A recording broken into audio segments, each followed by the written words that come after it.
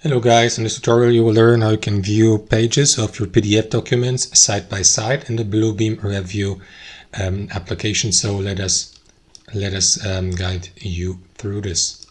So head over to your document in the Bluebeam application and let me go with that example document here. Well, it features only one page, but the method is the same. So what you want to do, guys, is navigate to the View tab at the top, and you can switch from the single page view, which is the default one, to side by side or continuous side by side. So continuous side by side would mean you have, for example, page 1, next to it page 2, and you scroll down, for example, and it would then scroll down through the document with both pages listed next to each other.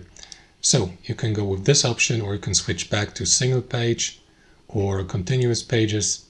So which option you go with is up to you guys. So that's how I do it. Thanks for watching, and I'll see you next time.